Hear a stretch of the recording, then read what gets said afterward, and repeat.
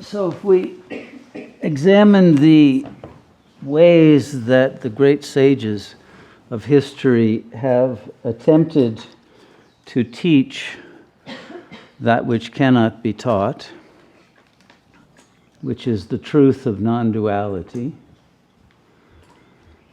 the further back we go, we see that the method was the most simple possible. Traditionally, the first yogi, who was an avatar of Shiva named Dakshinamurti, was the great teacher of yoga who said absolutely nothing. Therefore, we have no teachings by him. He taught completely in silence. And yet, that silence, because of the state of consciousness that he was in, resulted in a direct transmission of the truth, energetically, rather than cognitively. As time went on, not only were there fewer sages who could transmit that way, but there were far fewer students who could receive or even understand the significance of silence. And therefore, that mode of teaching became much less in use. Although it remains the core of any authentic teaching of non-duality.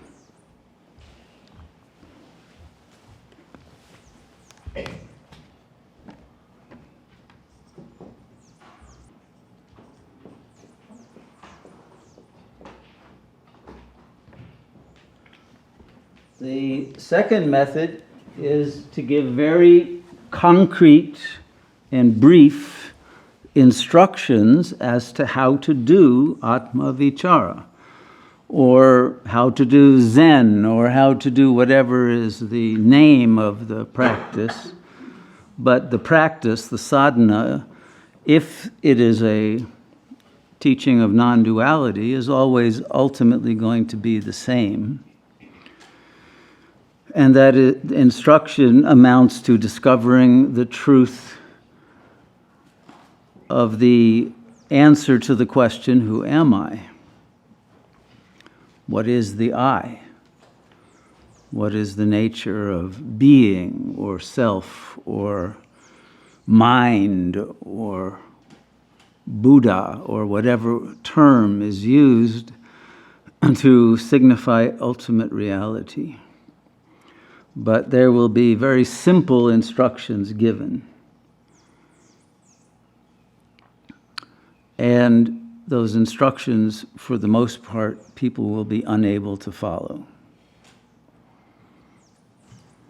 because they will no longer have the ability to silence the mind.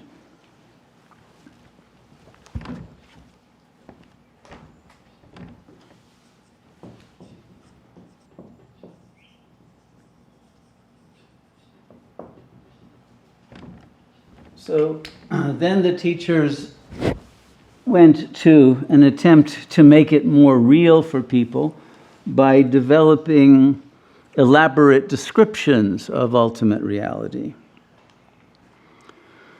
Beginning with simple mantras like it's Satchitananda, but then going on to all of the various, let's say, noumena that arise and borderline phenomena that arise as one enters into the transcendent state of being and leaves the ego behind.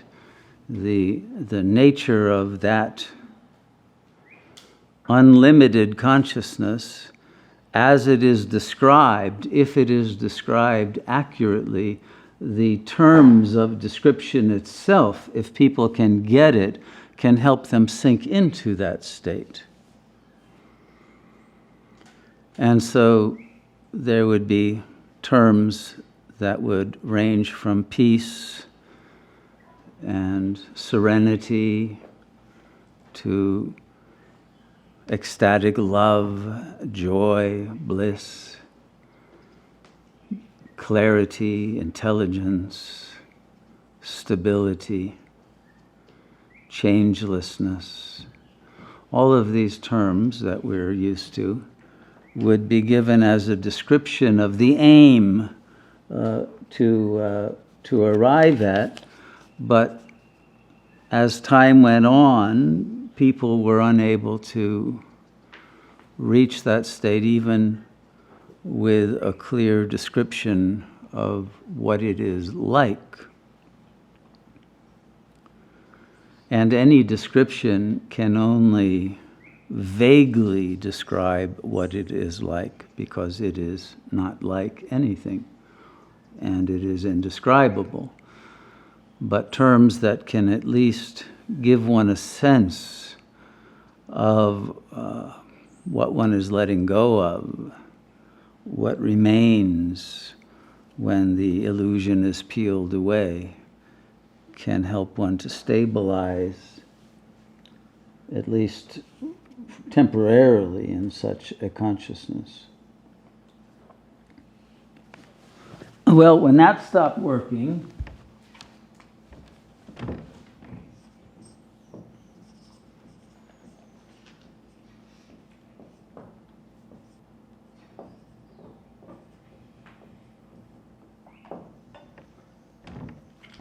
then the sages developed maps of consciousness, of the spectrum of consciousness, so that you could know where you were on that spectrum in relation to ultimate reality, or the highest level of the spectrum.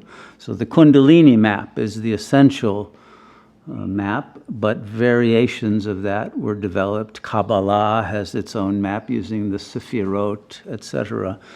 And the Muslims have their own maps, but they all correspond pretty much to the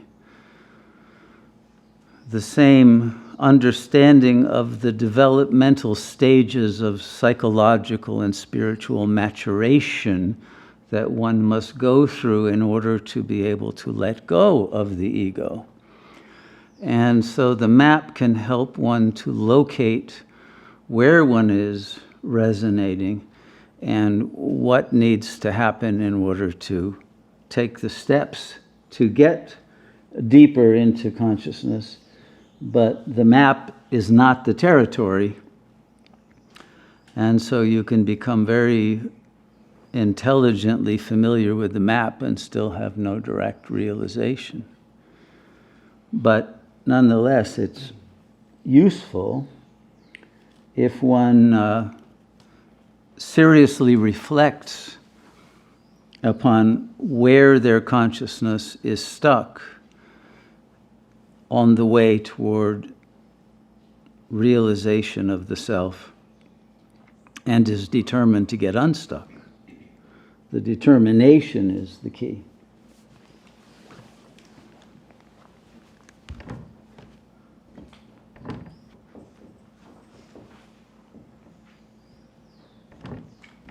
When the intellectual mapping was no longer of any avail, then the teachers simply began to offer guided meditations to help bring a person through the entrainment of consciousness by the gradual increase of time that one is kept in silence, but because of the guiding process, the voice of the guide becomes as if an auxiliary ego that takes over the job of mental chatter, so that the ego mind can go off duty for a while and pay attention to the thoughts that the guider is offering and relax into the waiting for the next phrase to come and in the meantime allowing oneself to be in silence for longer and longer periods, knowing that at least the silence will come to an end and one can tolerate it. And one gradually acclimates oneself to being able to bear more and more silence in the service of reaching a deeper level of peace. But gradually, even guided meditations end up not working. People fall asleep even in the meditations that are guided, and their mind still finds ways to wander even in these kinds of processes.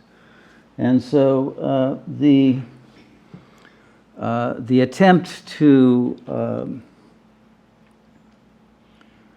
create a kind of artificial meditative imperience through guidance of that nature can result only in a very temporary gain, as everyone knows. But at least it can produce perhaps enough serenity that there is an incentive to go deeper and sustain the silence longer.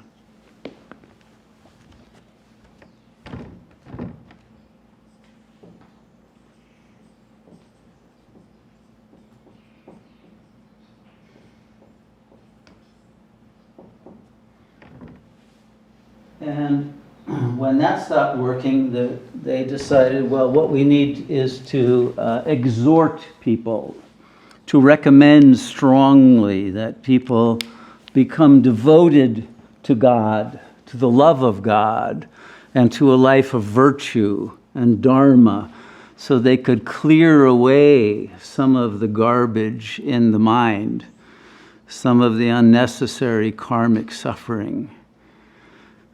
And the more one's life became devoted to reaching higher consciousness, and one in a very regular and self-regimented way began to apply consistently these principles of psycho-spiritual development in one's plan of life, the more that one gradually reached a point where the consciousness was ready, ripened, and willing to drop the ego identity to discover the infinite and uncreated self, and to let all of the illusion fall away.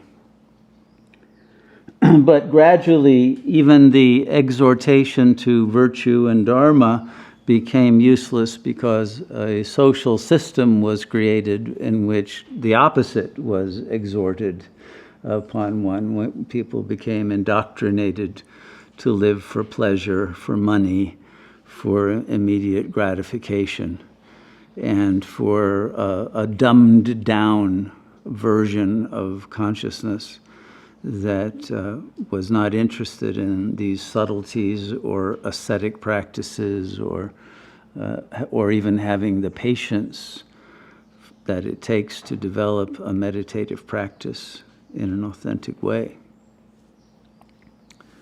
And so then finally,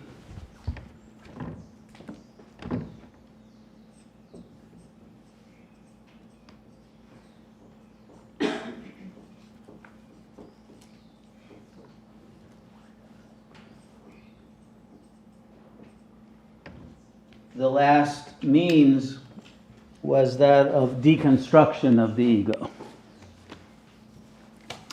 so that one could at least take apart the fantasies, the illusions, the fictional nature of the ego, its self-contradictions, to show its addiction to self-defeating tendencies and projections, and its unwillingness to live in truth. And by deconstructing it, one could understand the logic of why it was built, what it was geared to defend against in an unhealthy family system, what traumas it was reacting to, and why the illusions that create fear and suffering and hatred and fury and self-hatred and self-disgust and all of these other egoic negative feeling states that prevent one from meditating, why they are there and why they are no longer relevant, because they were part of an earlier phase of psycho-spiritual development that one is now not only free to abandon, but one is obligated toward oneself and one's potentialities to drop the shell of the ego that was intended only for survival through childhood. And just because our society doesn't offer rites of passage in which the ego dies and one enters real adulthood, doesn't mean that one cannot do that on one's own if one has the yearning to do it. The problem is, even in deconstructing the ego, many of those who are having their egos deconstructed feel attacked by that and have a distrust of the deconstructors and are terrified that they're going to be exploited and become dependent and lose their weapons and their power to defend their stability or hold on to whatever they are using for their sources of emotional support, whether it's the family system, the family money, the family this or that, or whether it's the signifiers of security that come from sex or drugs or music or all of the other ways that people prop up the ego. So even the deconstruction results in a backlash of undeconstructible egos that refuse to go through the meat grinder and hold on to their precious delusions upon which the ego is based, even though they're the cause of suffering. And of course, these include the romantic delusions and the delusions of imaginary forms of spirituality and various other delusions that the loss of which creates sadness and despair and hopelessness rather than freedom and bliss. And so we have arrived at a very difficult situation for anybody wanting to teach what cannot be taught. Not that I'm asking for pity, but we're all in this together, and it's a difficult situation because the ego, no matter how much it wants to escape its own delusional nature, and it knows, even in the midst of its delusions, that it's delusional, but it cannot escape because it cannot imagine not being an I thought. It is so attached to that thought as if that is its reality. It is so lost in the field of representation that it has no sense of what it means to be real. The real has been lost. And therefore, the mode of consciousness that is normal, quote unquote, for the ego is the imaginary register of consciousness. And all it can do is look for images of security and safety and empowerment and enlightenment or whatever. But all of those are false. So, the bottom line is there's no way out of the trap of getting out of the ego. And the only hope there is for you to realize that the ego never actually existed at all.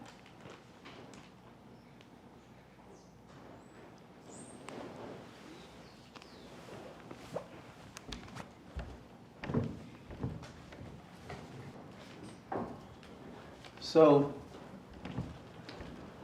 the only way to escape the problem of the ego, at least in my humble opinion, is to recognize that not only is the ego a tapestry of fantasies, fictions that are both self-created and projected into one, and family systems that one is told to imitate and to be indoctrinated into, and social systems and religious systems, etc. But not only is the ego unreal, but the world itself is unreal. And I think it's this that may be the way out for scientifically minded egos.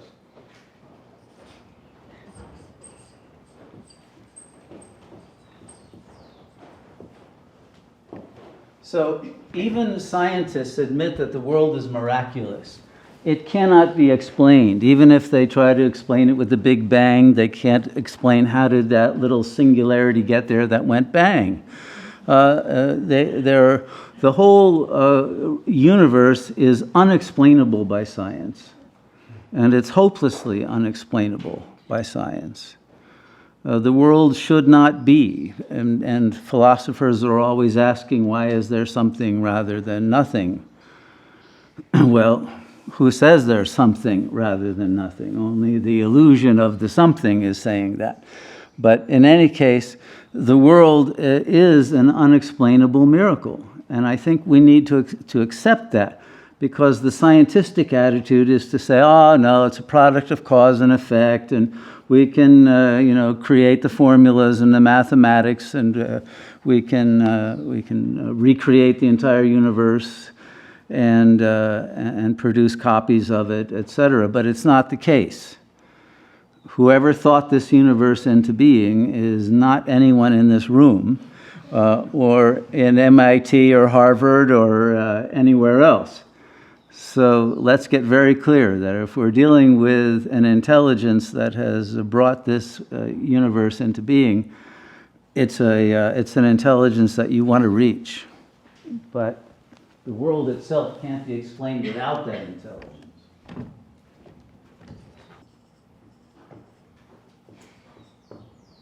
And as the Buddhists have been telling us for thousands of years, the world is impermanent. Things change. Nothing remains the same from nanosecond to nanosecond.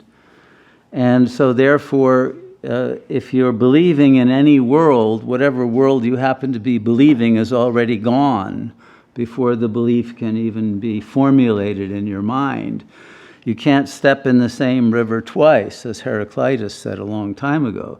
In fact, you can't even step into it once. The river is changing even while you're stepping, and the you that's stepping is losing cells as you step, and nothing is remaining the same from one moment to the next. So there is no world in the sense that it's a flux.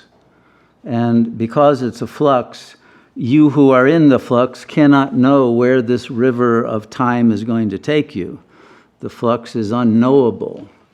And the world cannot, or anyone in the world, find their way back to the origin of this river of time. It is without beginning, and no end can be seen. Ends of civilizations and planets can be seen, but no end is in sight.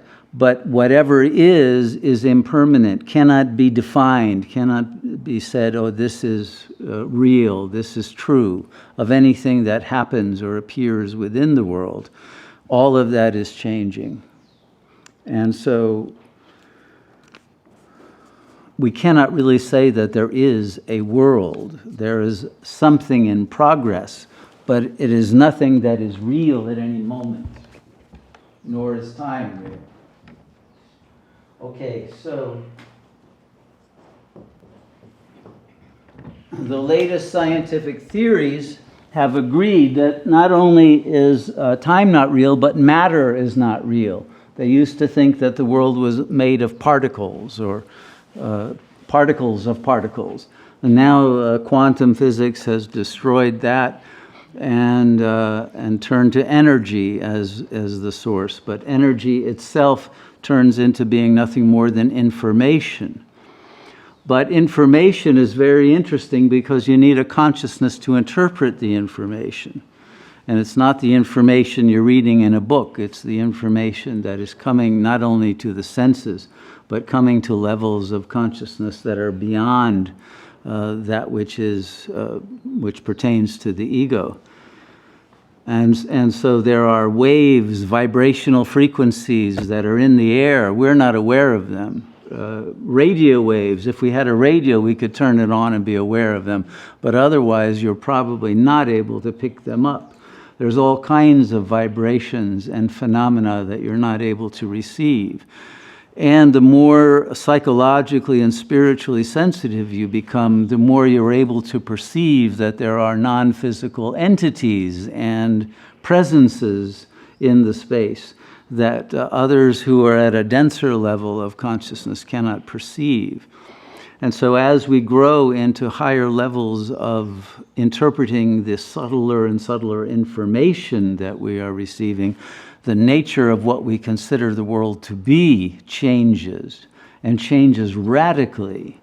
And so we cannot say that any world that we believe in exists, because the moment you get more information about higher dimensions of that reality, the more that picture of the world is going to change.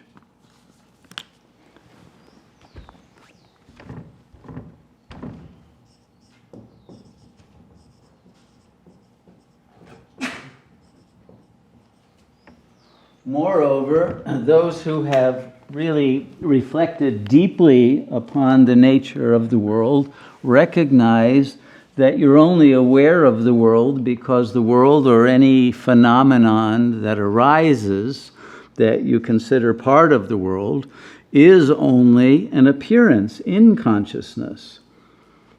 As an appearance, it is not really separate from consciousness. So we cannot say that there is a world outside of your consciousness. This was the whole discovery of Immanuel Kant and those who have followed in attempting to find a way out of the situation. But your consciousness can only perceive itself, whatever is within its range. It cannot know anything outside of its perception, which is why Kant said you cannot know the Ding an sich, the thing in itself. All you can know is your sensory perception of what you're calling a thing, what it actually is, or how it would appear to someone with different senses, with different sensitivities, would be maybe something totally different or nothing, because a different consciousness would simply perceive a different sort of world, or no world. But because the world is only an appearance in consciousness, and your consciousness is always producing new thoughts, new interpretations that you cannot predict in advance, you cannot say what the world is or is going to be at any given moment. And then you have to deal with the fact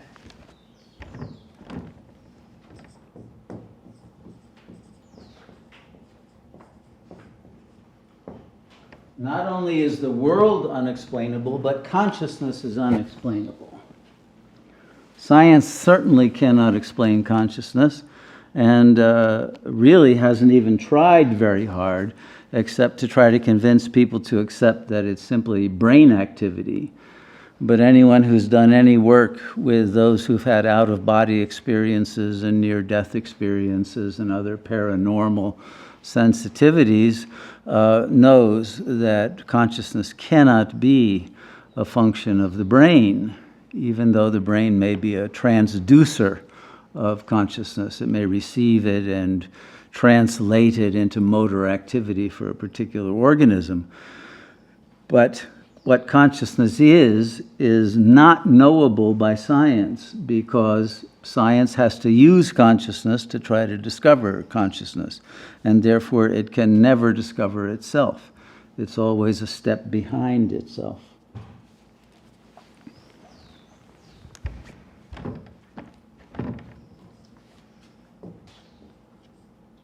Moreover, as we said before, the ego is definitely, clearly, unimpeachably fictional.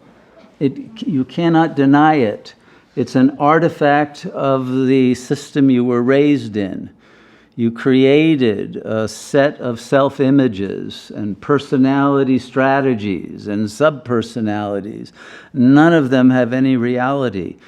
If you are in the ego, you are living a scripted and staged pseudo-existence. That should be clear to everyone in the ego. And if you want to know what free will is, you have to drop the ego, because the ego has no will to do anything that it isn't programmed to do, or to know anything that it isn't programmed to know. The ego cannot change itself. Because it's a program, only the programmer can change it. But the ego, because it is fictional, has no reality, no essence with which to be empowered, authorized, and capable of changing itself. And because the ego was originally created by other people, namely parents and family system, the ego remains, even as an adult, dependent upon the introjected image of those superego figures, or projected out onto others, which forms the basis for one's likes and one's dislikes, one's hatreds, one's envy, every aspect of one's life and one's emotional states are determined by an environment that is simply a field of projections. You don't see other people as they are. You see them as they fit the projection you have unconsciously put on them. And therefore, if there's someone whom you have decided to project as the bad superego parent, you're not going to understand or take in anything that they want to tell you. Even if they're trying to help you, you're going to assume that they're out to get you. And so there are some people here who can't take my help at all in this process, because all they can do is try to find fault and inconsistencies and contradictions and some form of megalomania or some form of whatever that would disqualify me from being able to offer any useful help to you. And if you're in that state, then it makes it even more difficult to get through, to enable someone to move out of the fictional level of consciousness into the real. So these are technical problems that are difficult to work with. But finally, which I really already mentioned,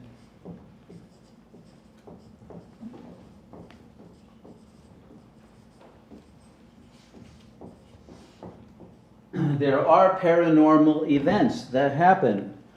Not just synchronicities, but shaktipat and phenomena that suddenly shock one into recognizing that the ego's frame of reference is illusory, or at least inadequate to be able to comprehend the reality that someone is facing.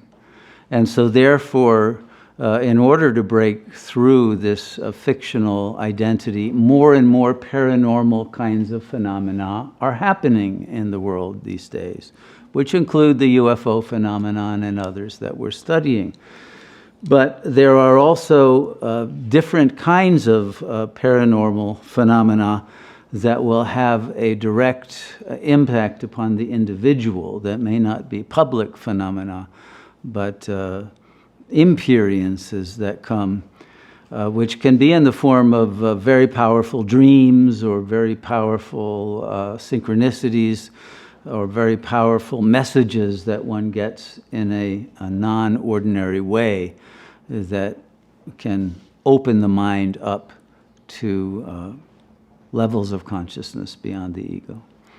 Those are the means that the intelligence that transcends the ego is using to break the consciousness open, to realize its own true nature. I want to read a few words of Annamalai Swami, who is one of the foremost disciples of Sri Ramana.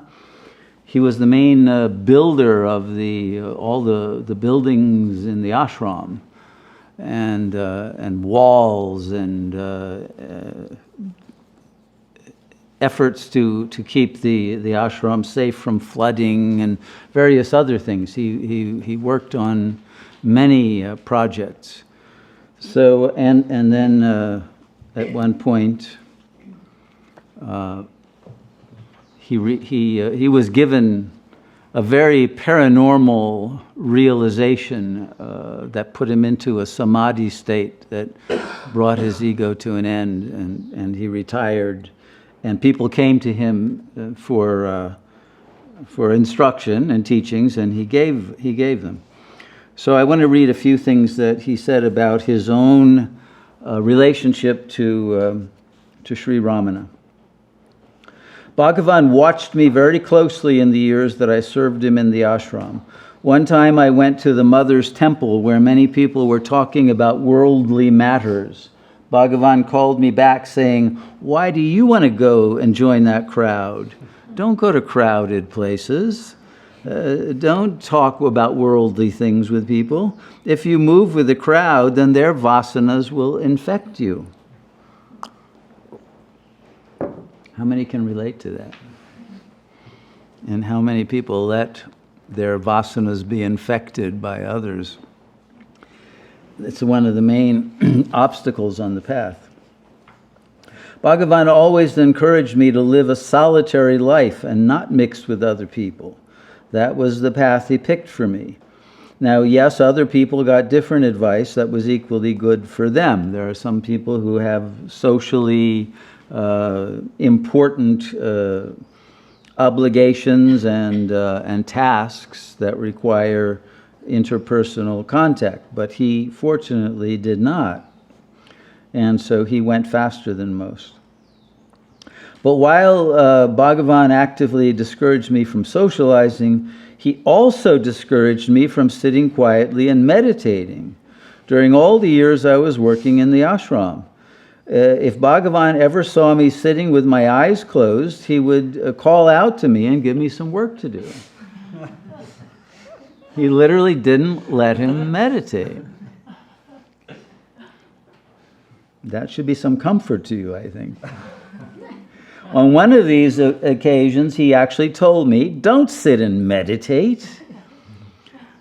Just do your work and don't forget that you're the self. You should keep in mind all the time that you are working that you're the self. This is your sadhana, and it's enough. The real sadhana is not to forget the self. It's not sitting quietly with your eyes closed. You're always the self. Just don't forget it." Bhagavan's way does not create a war between the mind and the body. He doesn't make people sit down and fight the mind with closed eyes. Usually, when you sit in meditation, you're struggling to achieve something, even to stay awake a lot of the time, fighting to gain control over the mind.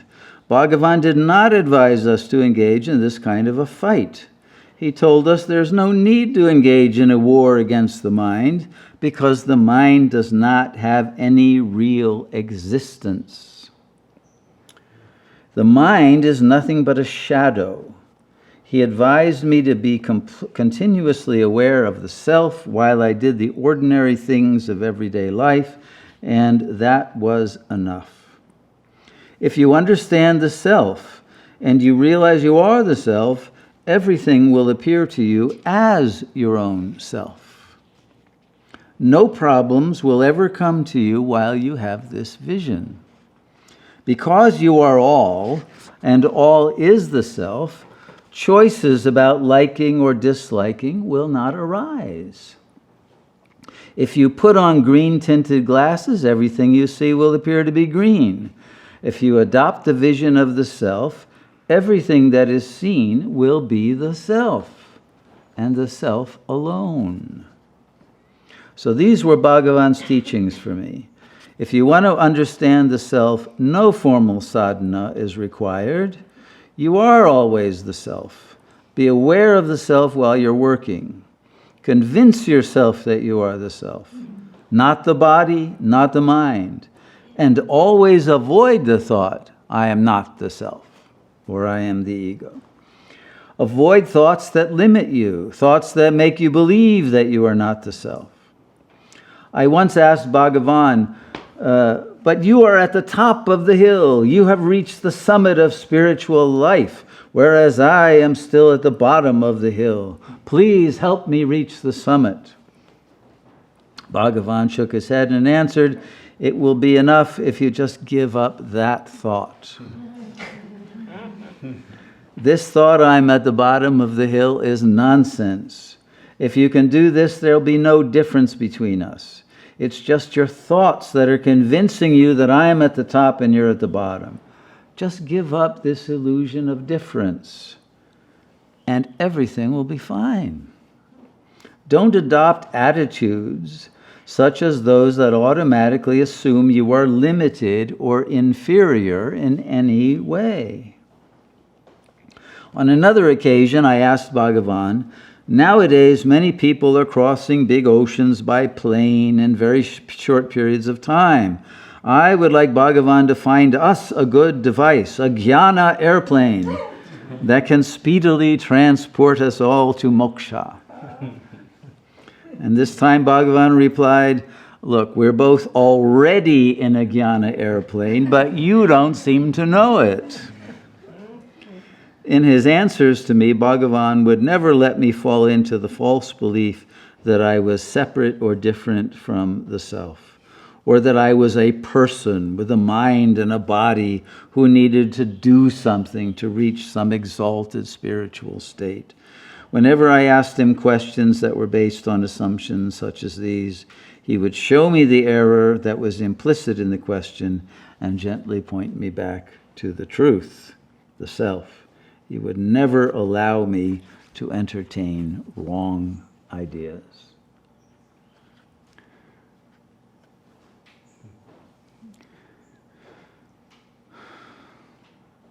So it comes down to that simplicity. You don't need to meditate. Even meditation is based on the illusion that you're a person who has to get to that summit of consciousness. You have to silence your mind. You have to do this or that. No. Realize you're not the mind. You're already the self. And that will quiet the mind. It's only the identification with the mind that keeps it busy trying to entertain you. Otherwise, the mind will simply do what it's meant to do, whatever work is required, and then it'll shut up. But even while the mind is active in some work, you remember you're the self. Not by thinking it with the mind, but by recognizing it non-verbally as the witness of the body-mind going through the sadhana, the practice, the karma yoga, but without any identification except with the witness consciousness that is changeless. And in that state, the Satchidananda that is the quality of the self will emerge, and there need to be no struggle with your ego, with your body, with pains in your body, with pains in your mind or your heart, or with any of the other things that arise as a result of the wrong thought that you're the ego. All of that will fall away by itself. Just know you are the self. Know you are Buddha. Know you are Shiva. Know you are Satchidananda. Know you are the silent presence that is eternal. And all will be revealed and perfection will be attained. You are that. You don't have to become that. You don't have to stop becoming something else. There is only the self. There are no other options. Just accept reality. Namaste.